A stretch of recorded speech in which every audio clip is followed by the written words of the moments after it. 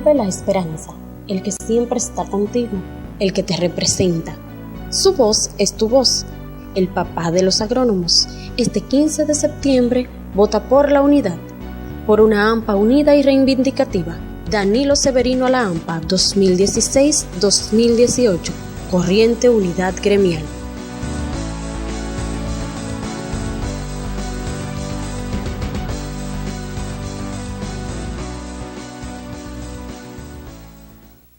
Cuando usted vaya a comprar o vender una casa, un apartamento o un solar, piense en Felga S.A., una compañía de bienes raíces con criterio profesional. Pero igual, si su interés es alquilar un inmueble, piense en nosotros. Felga S.A. está ubicada en la calle Ramón Santana, esquina Máximo Gómez, en la zona universitaria, con los teléfonos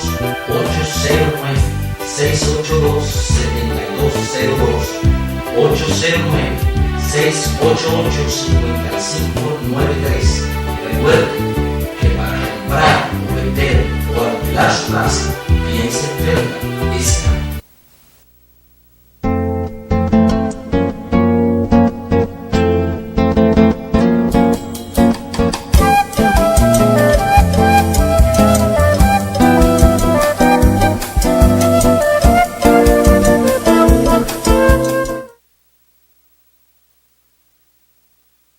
El rostro de la presidenta suspendida del Brasil, doña Dilma Rousseff, compareció ayer al Senado de su país en el proceso que le puede costar el cargo.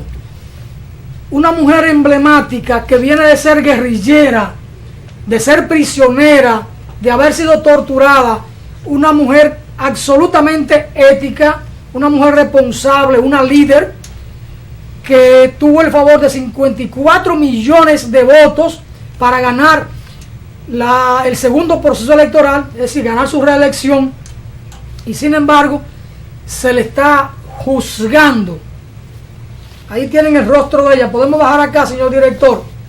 Dilma Rousseff comparece y echa un discurso de media hora en su defensa ante el Senado o ante los senadores que la van a juzgar y que la van a destituir.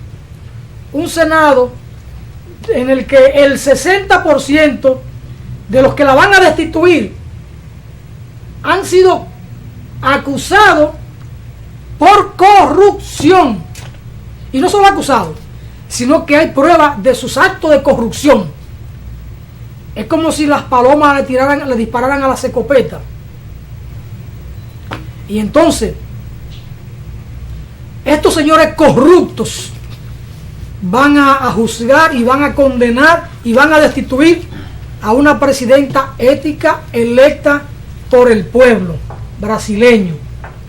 Yo quiero permitirme leer, antes de que José Ismael comente el tema, lo analice, el editorial de Rafael Molina Morillo sobre el tema. Y este editorial tiene un peso único tratando un tema como este, dadas las características políticas e ideológicas de este hombre, un hombre de derecha, un hombre conservador, pero sin embargo, en los últimos meses ha estado escribiendo unos editoriales, aunque él no lo firma, él es el director del periódico y yo le atribuyo a él los editoriales. Siendo el director, está de acuerdo con el editorial, aunque se lo haya escrito otra gente, que en su caso nadie le va a escribir a él, porque es un periodista quizás el más experimentado de la República hoy acá. Él lo titula El juicio de los corruptos. La presidenta de Brasil, Dilma Rousseff, la tiene difícil para ganar la batalla política que libra en el Senado de su país para mantenerse en el poder que le confirieron 54 millones de votantes. Ha quedado más que evidente que contra la presidenta Rousseff se orquestó una conspiración movida por legisladores involucrados en escandalosos casos de corrupción. Contra la mandataria no ha salido ningún elemento que la señale como partícipe de esos actos de corrupción, cuya persecución motorizó ella misma. Esos mismos acusados y señalados por corrupción hoy están a punto de sacar del poder a una presidenta a la que sus propios detractores reconocen su honestidad en el manejo de la cosa pública. Un grupo de legisladores se unió a un cuestionado vicepresidente para crear una mayoría congresional y sacar del poder a una presidenta. Permitir que con la conformación de una mayoría un congreso opositor pueda desterrar del poder a un presidente electo por el voto popular dará pie a muchas crisis políticas. Los argumentos que se usen no tendrán importancia, pues al final se impondrá el voto de unos cuantos congresistas para deshacer la voluntad popular. Los gobiernos de América Latina han sido muy tímidos ante ese golpe de Estado blando que se fragua en Brasil. La OEA ha sido poco activa frente a este caso.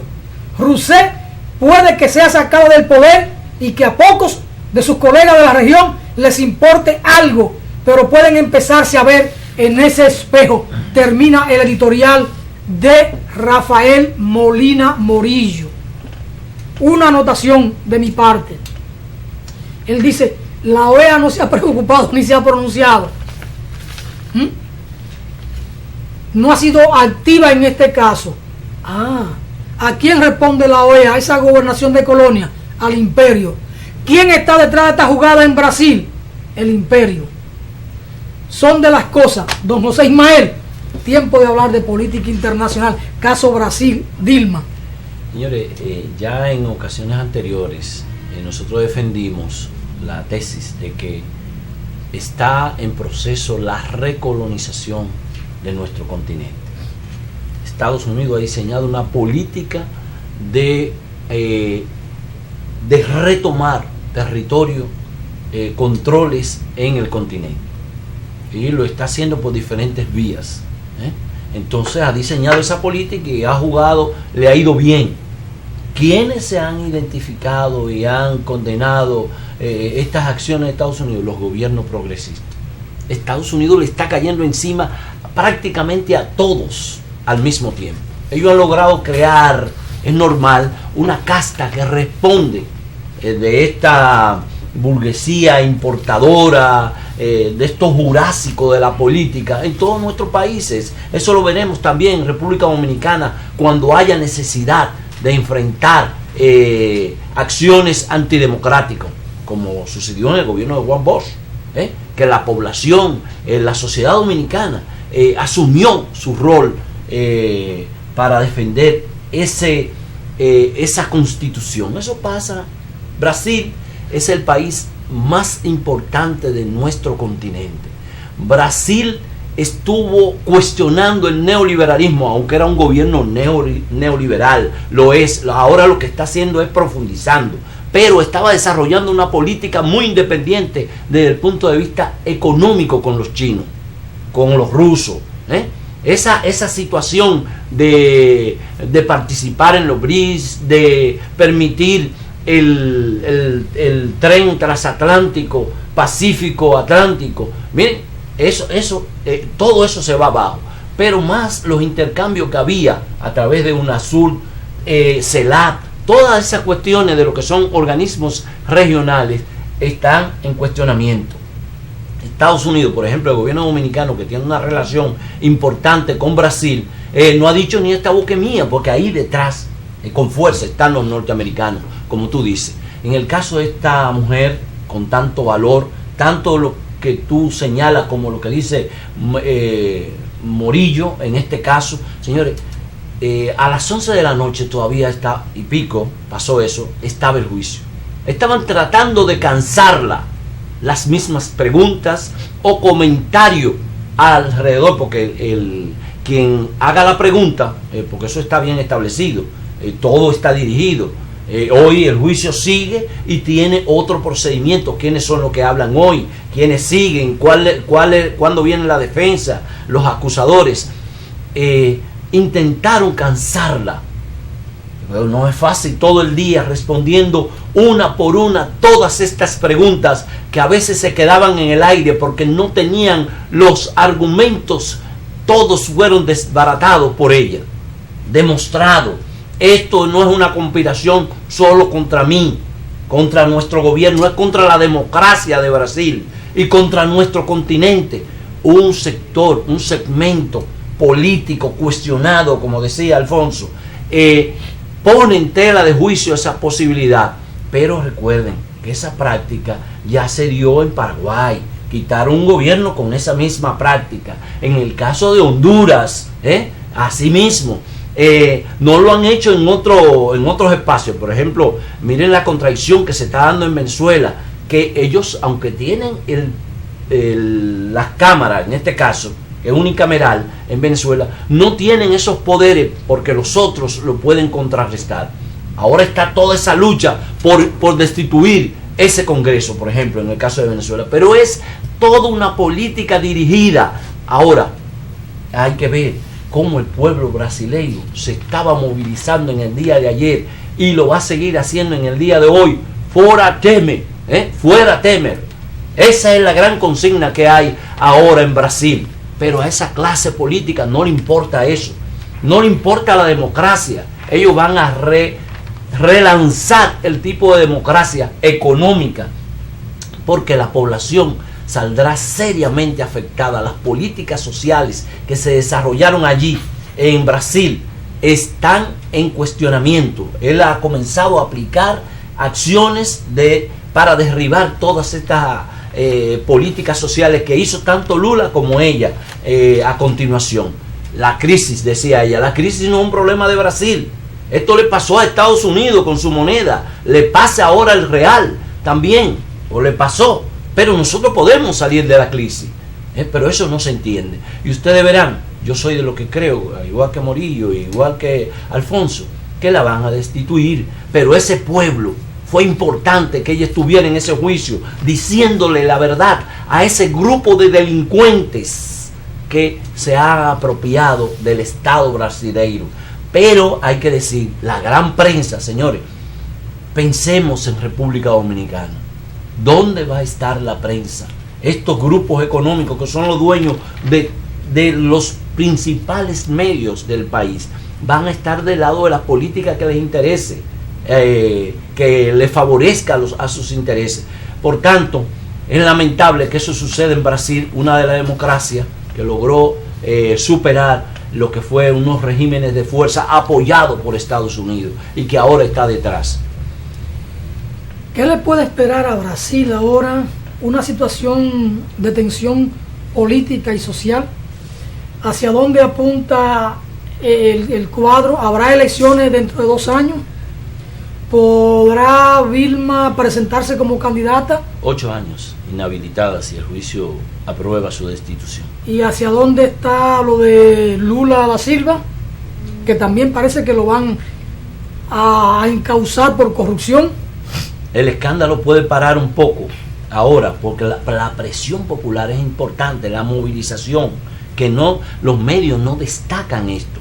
El caso de Lula, que ustedes vieron, de que aparecieron las encuestas que dijo voy, de una vez tuvo un nivel de popularidad importantísima, pero intentarán desacreditarlo porque eso es todo un proyecto.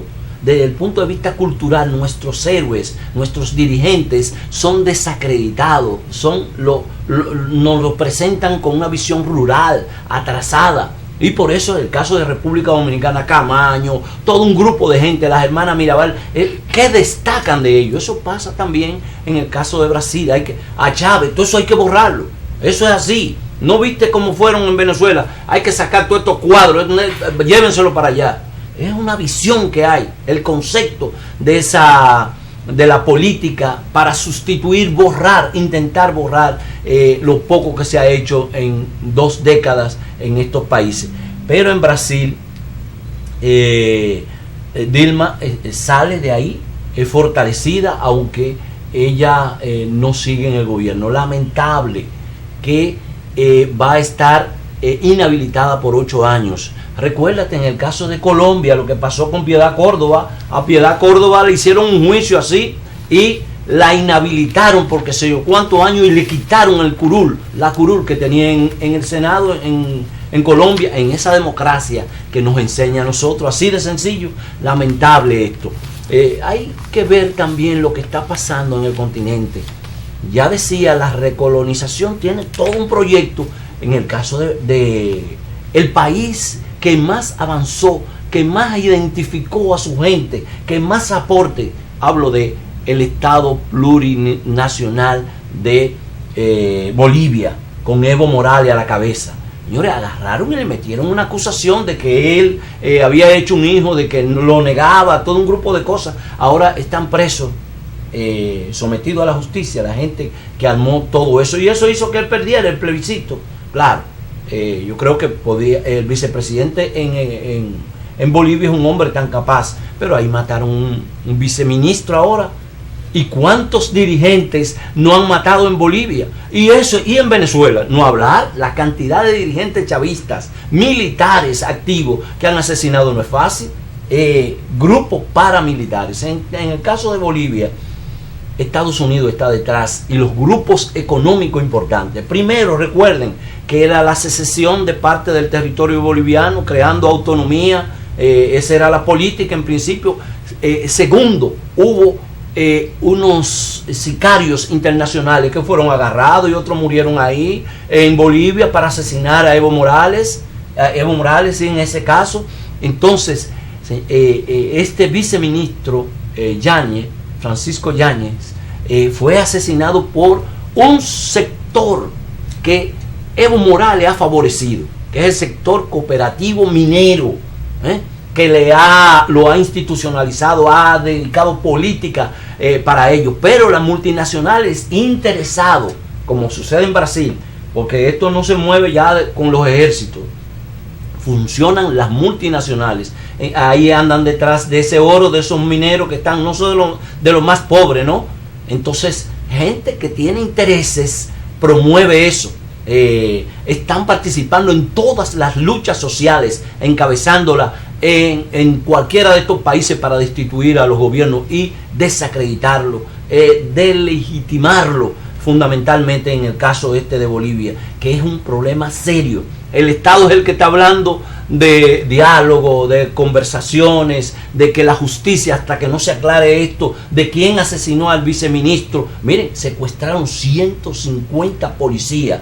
Fue una encerrona preparada en Bolivia desde unos cerros, y además de eso dinamitado. Ahí pudo haber un gran problema, una catástrofe humanitaria por la forma en que esta gente se había preparado para agredir a la policía, al gobierno, para crear una situación de conmoción nacional y crear serios problemas. Evo, en este momento en Bolivia hay serios problemas de estabilidad. Ellos han logrado, porque entre eso está preso el secretario general de los mineros, que se ha dejado utilizar, ya dije, de las corporaciones en Bolivia, y otros más que fueron los responsables. Ahí está el viceministro hablando con ellos, explicando la situación, y lo agarraron y lo torturaron. Lo que la película esta de la muerte y pasión de Cristo, que dolió tanto al mundo cristiano, a ese tipo lo torturaron de mala manera.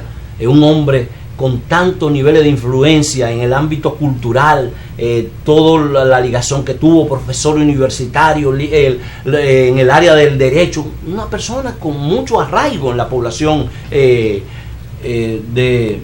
Bolivia, fue asesinada de esa manera. Pero no solo él, sino otros también correrán la misma suerte. Ismael, mira, lo que pase o no pase en Estados Unidos nos va a impactar no solo a América Latina, el Caribe, al mundo. Hay un proceso electoral en marcha que se va a definir en función de uno de dos candidatos. Lamentablemente no hay una tercera vía o una tercera opción más democrática, más plural o más ecologista, o que sea diferente, que pueda ganar, a la de los republicanos y a la de los demócratas. Habrán 3 o 4 candidatos como aquí, que pueden haber 15 candidatos, pero al final la cosa va entre uno u otro. Donald Trump, a quien Hillary Clinton acusa de ser el portador de una ideología del odio, del racismo, etcétera, etcétera.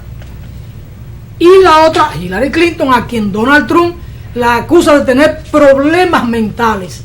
¿Hacia dónde va una sociedad como esa, en un país tan importante a nivel mundial, a partir de un proceso electoral que se encamina con el odio, la discriminación, el racismo, las acusaciones y contraacusaciones, ¿cuál puede ser, a ojo vista, el dilema del continente americano y del mundo?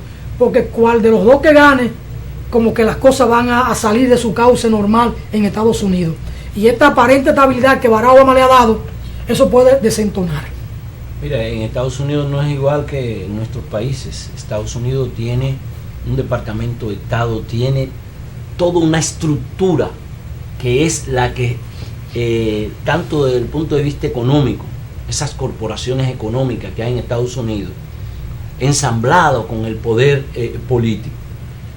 Puede llegar Donald Trump y decir y hacer algunas cosas en contra de los migrantes. El capitalismo no va a suprimir el problema de la migración, porque ellos necesitan esa mano de obra barata, por eso se están yendo. Incluso su discurso en parte tiene un nivel de asidero importante en la población norteamericana, en los obreros, por ejemplo, una parte de los jóvenes y gente que habla también de nacionalismo en Estados Unidos. Pero o Hillary Clinton, que es una guerrerista que ha defendido y se ha burlado del mundo con todas esas acciones violentas que se han desarrollado, eso no va a cambiar muchas cosas. El imperio tiene claridad para dónde va, gane quien gane. Ahora, eso te dice que es una sociedad que está en crisis.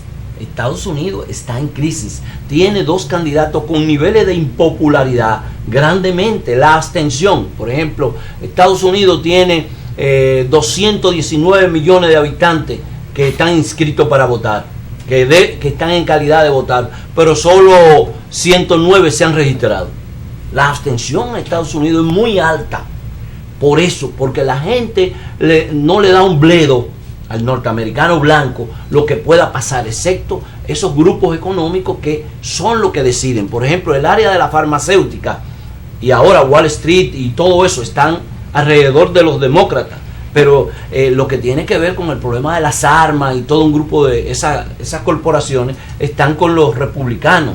Y hemos visto cómo sectores, porque la crisis ha sido tan grande que el candidato del Partido Republicano lo ha dividido a ellos internamente, indiscutiblemente lo ha dividido. Por eso hay sectores que cuestionaron y vieron la necesidad de buscar otro candidato, otra alternativa. A lo que les preocupa a ellos saben ya que van a perder la presidencia. Lo que les preocupa a ellos son las cámaras, las gobernaciones. Eso es lo que les preocupa ya a los republicanos en Estados Unidos. Pero para nosotros puede significar mucho, para los latinoamericanos, para los caribeños y el mundo. La política guerrerista, eso sigue en pie, ahí no habrá modificación. Para Venezuela, para Brasil, para Ecuador, para ninguno de esos sitios habrá cambio, porque eso no lo decide solo el presidente. Pueden ser cuestiones domésticas que él maneje con actitudes. Mira, Barack Obama, que vino con una propuesta de decir, pero en la práctica no hizo. Claro, desarrolló buscando un nivel de aceptación importante. Fue el hombre que más deportó migrantes en Estados Unidos, y la República Dominicana ha sentido enormemente su peso. Los demócratas, fue el hombre que ganó, entre comillas, le dieron el premio Nobel, y él es el tipo que ha estado aplicando la política guerrerista de ese imperio con fuerza, porque son los intereses del establishment que ellos tienen que desarrollar, independientemente de lo que pudiera ser cualquier tipo de actitud. Mira, sería importante resaltar que el día primero, ahora, hay que darle seguimiento al tema de Venezuela. Se va a producir una gran marcha y el gobierno está diciendo, todas sus voces están puestas, de que es aquí el siguiente paso para dar el golpe de Estado. Los chavistas van a estar en la calle y también la oposición a nivel nacional pretende desarrollar acciones rumbo al Palacio. Entonces, ojalá que en Venezuela no se den esa confrontación, como recientemente 43 personas fueron asesinadas fruto de estos enfrentamientos irracionales de los grupos políticos, económicos en ese país, auspiciado, añoñado por Estados Unidos. Yo sigo pensando que en Venezuela la cosa no anda bien. Isturi, creo que es el vicepresidente, dice que no habrá referendo en un tono cortante. Yo digo, si hay democracia, la Constitución lo establece, si Chávez está ahí, convoca el referendo sin que el Congreso o sin que nadie lo decida. Dice, vamos al referendo, porque Chávez era un líder que confiaba en su liderazgo, confiaba en su pueblo y respetó más que nadie en América Latina la regla de la democracia. Chávez fue un líder democrático. Democrático y tuvo varios intentos de asesinato y de golpe de Estado. Pero la intolerancia. Maduro y los que están con él ahí, los Rodrigo Cabeza, el Isturi, el Diosdado, no creen en eso. Ellos están buscando ahora firmas para... Están obstaculizando a llegar a un referendo revocatorio.